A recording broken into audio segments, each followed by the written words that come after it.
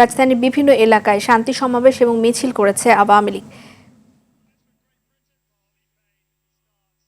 আওয়ামী লীগ মিছিল করেছে কৃষি ইনস্টিটিউটের সামনে। শান্তি সমাবেশ থেকে কোটা আন্দোলনকে সরকার পতনের একদফা আন্দোলনে পরিণত করার পেছনে কূটকৌশল করেছে বিএনপি জামায়াত বলে অভিযোগ করেছেন আওয়ামী লীগের সভাপতিমণ্ডলীর সদস্য ডক্টর আব্দুর রাজ্জাক। দলের যুগ্ম সাধারণ সম্পাদক আফম বাহাউদ্দিন নাসিম বলেন, কোটা আন্দোলনকে পুঁজি করে এক শ্রেণীর ধর্ম ব্যবসায়ী উচ্ছৃঙ্খল গোষ্ঠী সহিংসতা করছে। দেশকে ব্যর্থ রাষ্ট্রে পরিণত করতে চায় বিএনপি জামায়াত। ফার্মগেট, মিরপুর উত্তরা সহ বিভিন্ন স্থানে মিছিল করেছে নেতাকর্মীরা।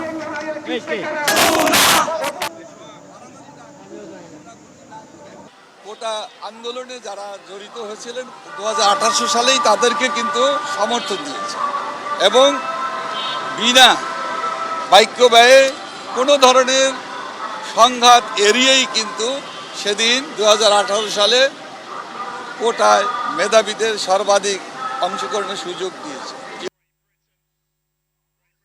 দর্শক, আওয়ামী লীগের কর্মসূচির খবর জানাতে রাজধানীর কলাবাগান এলাকা থেকে সরাসরি যোগ দিচ্ছেন সহকর্মী বিপুল দেব রায়।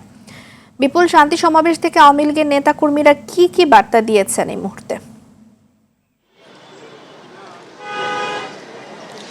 রিদওয়ানা, আজকে সকাল থেকে বিশেষ করে একেবারে ভোরবেলা থেকেই কিন্তু আওয়ামী লীগের বিভিন্ন নেতাকর্মীদেরকে মাঠে দেখা গেছে। অর্থাৎ গতকালকে যে আওয়ামী লীগের সাধারণ সম্পাদক ওবায়দুল কাদের বলেছিলেন যে আজকে সর্বত্র অর্থাৎ দেশ জুড়ে রাজধানী সহ আওয়ামী লীগের প্রতিটা নেতাকর্মী ওয়ার্ড, থানা এবং জেলা উপজেলার প্রত্যেকটা জায়গায় অবস্থানের কর্মসূচির ঘোষণা করেছিল। তারই প্রেক্ষিতে কিন্তু আজকে আমরা দেখতে পেয়েছি সকাল থেকে কিন্তু আওয়ামী লীগের যারা নেতৃবৃন্দ রয়েছেন তারা প্রতিটা ওয়ার্ডে কিন্তু অবস্থান নিয়েছে। আজকে আমরা রাজধানীর সকাল থেকে ফার্মগেট, কাউরান বাজার, মিরপুর 10 হতে শুরু করে অর্থাৎ কলাবাগান, ধানমন্ডি সমস্ত জায়গায় কিন্তু আমরা নেতাকর্মীদের আমরা উপস্থিতি দেখতে পেয়েছি। এবং আরেকটা বিষয় সেটা হচ্ছে আজকে যে ছাত্রদের যে একটা আন্দোলনে অসহযোগ আন্দোলন ডাক দিয়েছে এই ডাকের প্রেক্ষিতে কিন্তু আওয়ামী লীগ কিন্তু আজকে সোচ্চার হয়েছে। সেই সাথে আমরা দেখতে পেয়েছি শুধু আওয়ামী লীগ, ছাত্রলীগ, যুবলীগ না, অন্যান্য পেশাজীবী যে সংগঠনগুলো রয়েছে তারাও কিন্তু আজকে মানিক মিয়া এভিনিউতে কিন্তু তারা নেমেছিল এবং তারা বারবার বলছেন যে আগুন সন্ত্রাসের বিরুদ্ধে তারা প্রতিবাদ জানিয়েছে এবং তারা রুখে দেওয়ার জন্য তারা যে ঘোষণাটি সেটার জন্য তারা মাঠে নেমেছে।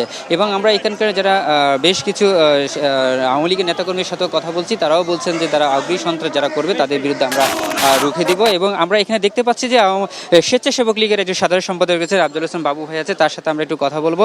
ভাই, আপনাদের অবস্থানটা একটু আমাদেরকে জানাবেন। ধন্যবাদ।